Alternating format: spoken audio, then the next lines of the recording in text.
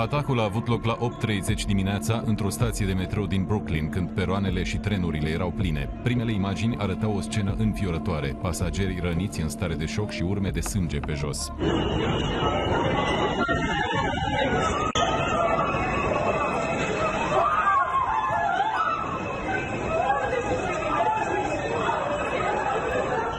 Acestea sunt scene din primele momente de după atac. Zeci de oameni ieșeau în grabă dintr-un vagon de metrou în care se vedea fum.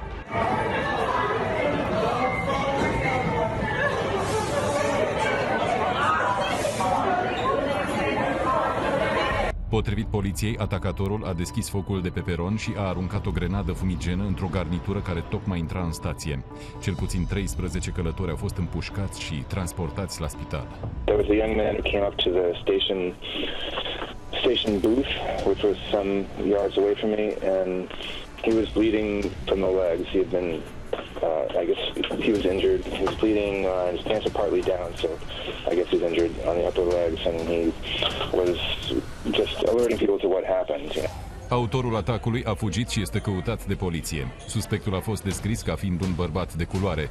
Purta o vestă reflectorizantă ca cele folosite pe șantierele de construcții. Posibil purta și o mască de gaze.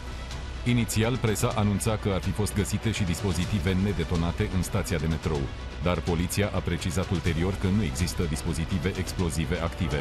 În timp ce polițiști, geniști și luptători din unitățile speciale s-au adunat la locul atacului, primarul le-a cerut newyorkezilor să evite zona. Transportul în subteran în ambele direcții a fost oprit pentru câteva ore.